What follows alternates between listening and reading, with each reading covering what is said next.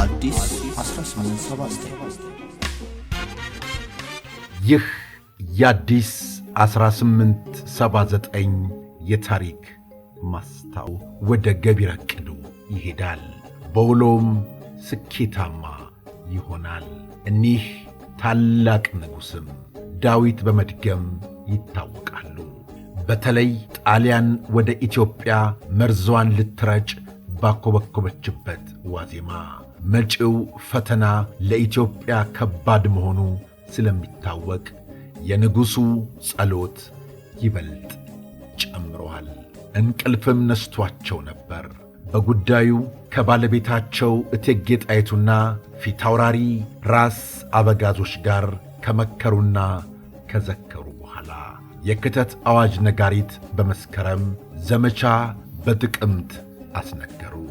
ምናልባት ከድል በፊት ሞት የቀደመኝ እንደው ኢትዮጵያ መሪ አልባ እንዳትሆን ብለው ስለሰጉም በዕድሜ የገፉት አጎታቸውን ራስ ዳርጌን አዲስ አበባ ላይ አስቀመጡ። ይህን ያደረጉት የአድዋው ጦርነት መሐንዲስና መሪ ዳግማዊ አጤ ምኒልክ ናቸው። እናንተኛ አባቶች፣ እናንተኛ ጀግኖች፣ እናንተኛ እናቶች፣ የኛ መሰረቶች፣ እናመስግናችሁ ታሪክ ነው ስራችሁ፣ እናመስግናችሁ ታሪክ ነው ስራችሁ። መቅደላ ላይ አያቴ ጀግና፣ አድዋ ላይ አያቴ ጀግና፣ ደርቡሾች እነሆ ቀኑም ደረሰና ጸሎታቸውን በስለት አግዘው ከራስ ፊታውራሪ እስከ ተራ ወታደር ድረስ በእግር በፈረስ ታጅበው ዛሬ አድዋ ድልድይ ተብሎ በሚጠራው ቦታ ከተሙ።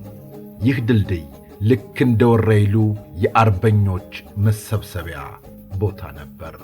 ስፍራው ንጉሠ ነገሥት አጤ ምኒልክን፣ እቴጌ ጣይቱን እና ራስ ፊታውራሪ አዝማች፣ ደጃዝማች፣ አበጋዝ አርበኞችን ጨምሮ ወደ አድዋ መፋለሚያ ተራራ መነሻ ጉዟቸውን የጀመሩበት ታሪካዊ ስፍራ ነው። በድልድዩ ስር ቀጭን ወንዝ በከተማው ቆሻሻ የተቀየጠ ትንሽ ውሃ አዝላ ታልፋለች። ላዩን ገላጭ ሐውልት በግልጽ ቆሞ ባይታይም ልብ ብሎ ላስተዋለ አንዳንድ መልእክቶች ተጽፈው ይታያሉ።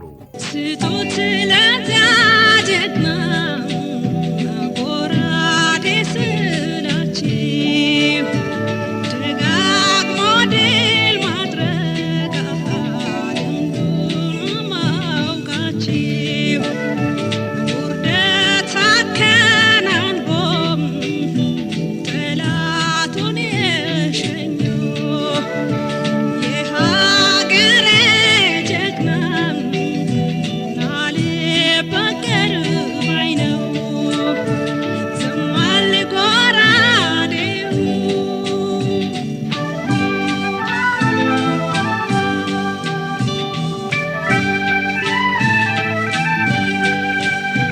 ዳገት ሽንተረሩና ቁልቁለቱን ወርዶ መንገድ ጠላቶቹን በወኔው አሳዶ ትንትን ድል አድርጓል እንኳን አሁንና ስጡት ጎራዴውን አባቱ ነውና ዘማል ከዚያው ዙሪያ በቀስተ ደመና መልክ አድዋ የአፍሪካውያን ድል የሚል ጎላ ያለ መፈክር ተጽፏል።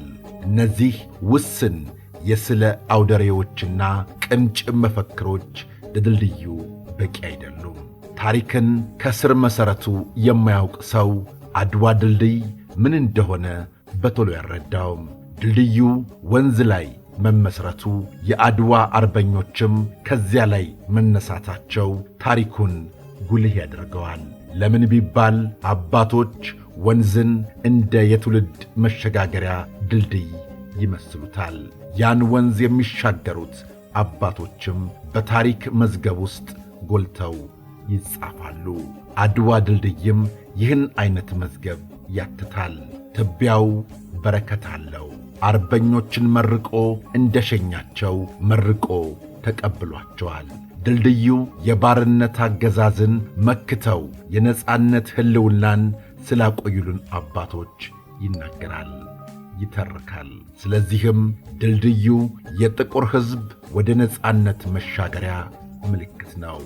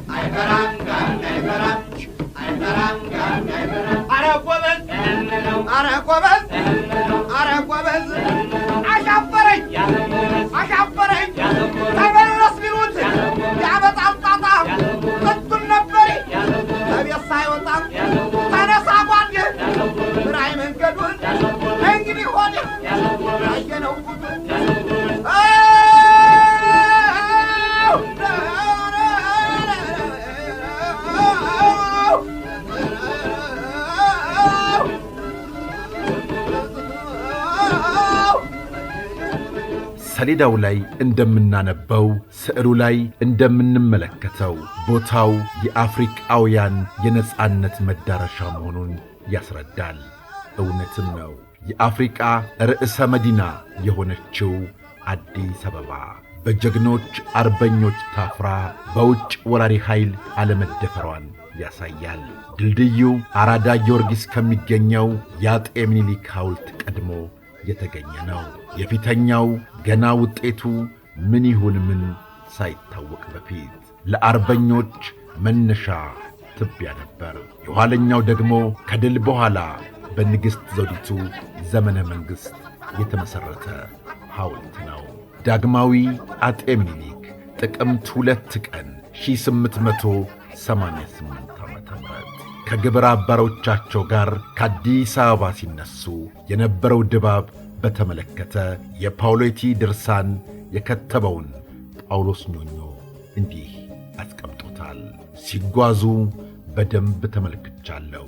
ዳገቱን ሲወጡ፣ ቁልቁለቱን ሲወርዱ፣ ሸለቆውን ሞልተው ሲሄዱ እየተጫጫሁ ነበር። ለውጊያ የሚሄዱም አይመስሉም። ሴቶች፣ ሽማግሌዎች፣ አካል ጉዳተኞች፣ ሕፃናት፣ ቄሶች ሁሉ ሳይቀሩ አብረው በአንድነት ይጓዛሉ። እኔ እንዳሰብኩት ለጦርነት የሚሄዱ የጦር ወታደሮች አይመስሉም። ሕዝቡ በሙሉ ተነቅሎ ለወረራ የሚሄድ ይመስላል ብሏል።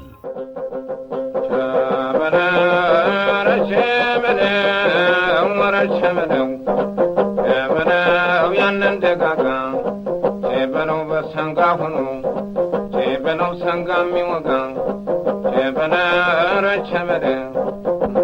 በለው ያመጣል መንገድ በለው ይወስዳል መንገድ በለው አንድ የሚጠላ በለው አንድ የሚወደድ በለው አባት አስረካሽ በለው ልጅ አይወለድ በለው የሚያስጠራ እንጂ በለው መንገድ ለመንገድ በለው ረቸ በለው በለው ረቸ በለው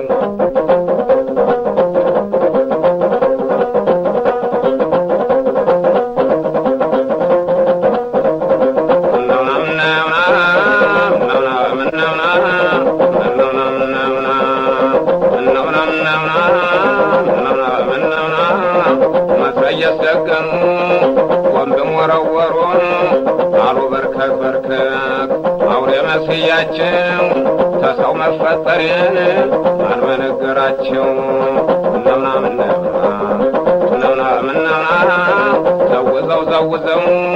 ዘውዘው ታላሩን እንደነጋበጅ ከበረት ይዛጎት ወይፈን አይደረጅም ነውናምናምና።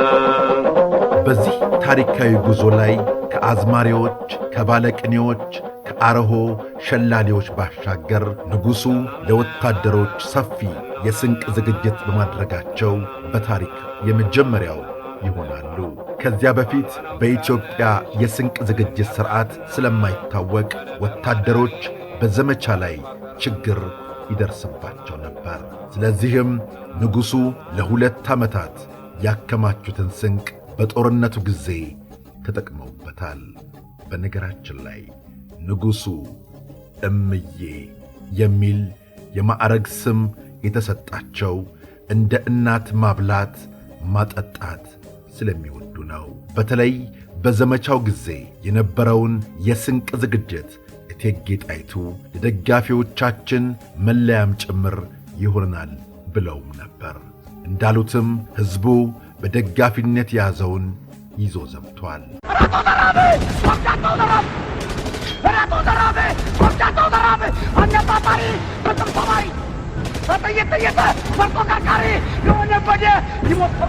ኢትዮጵያን እህሌ አገር ያለው ሰው ኢትዮጵያን እህሌ ጀግና ያለው ሰው እንዴት ይፈራል አንዱን አንድ ሰው? ዘራፍ የጦር ገበሬ አባሮ ገዳይ ጠላት እንዳውሬ ከዳገት ሆኖ ከተምጣዳሪ ጋሻ መክቶ መጦር ወርዋሪ በጦርነቱ የዘመተው የኢትዮጵያ ጦር ሰራዊት ብዛቱ በትክክል ባይታወቅም በብዙ ጸሐፊያን ንጽጽር ተወራርዶ የተገኘ ቁጥር የሚያመላክተው ከ70,000 እስከ 80,000 ይደርሳል። በጣሊያን በኩል ከ56 መድፎች ጋር 17,000 ጦር ሰራዊት ተሰልፈው ነበር። ከሁለቱም ወገኖች በርካታ ሞት የተደገሰበቱ የአድዋው ጦርነት በኢትዮጵያ የበላይነት ተጠናቆ ዳግማዊ አጼ ምኒልክ ድል አድራጊ ሰራዊታቸውን እየመሩ ግንቦት 3 ቀን 1888 ዓ.ም አዲስ አበባ ገብተዋል።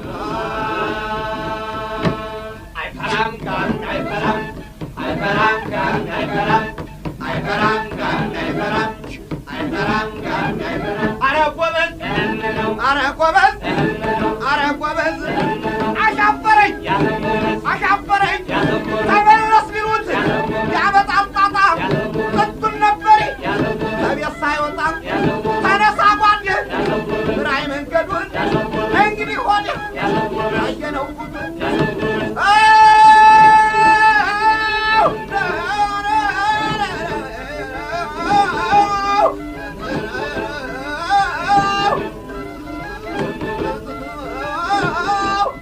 ንጉሠ ነገሥቱ በድሉ ደስተኛ ቢሆኑም በበርካታ ሰዎች ሞት የተሰማቸው ሐዘን ጥልቅ ነበር። እምዬ ምኒልክ ከአድዋ ጦርነት በኋላ በአራዳ ጊዮርጊስ የስለታቸው ቅርስና የገድል ታሪክ ስንክሳራቸው ተከትቦ ተቀምጠዋል። እስከ ዛሬም ድረስ እየተጎበኘ ይገኛል። ውድ የአዲስ 1879 አድማጮች አድዋ እጅ ለእጅ ተያይዘን የወደቅንበት፣ እጅ ለእጅ ተያይዘን ያሸነፍንበት ታላቅ የድል በዓላችን፣ በአንድነት የተጋመድንበት፣ አገር ያስረከቡንን ጀግኖች የምናወሳበት ዕለት በመሆኑ በደማቁ ልንዘክረው ይገባል። ከባዕድ ወረራ ታድገው በማንነታችን እንድንኮራ አድርገውናልና ጀግኖቻችንን ልንዘክራቸው ይገባል። በወንድማማችነት የተዛመርንበት ነውና ዕለቱን አድዋን በደማቁ በማክበር ለትውልዱ ታሪካችን 1879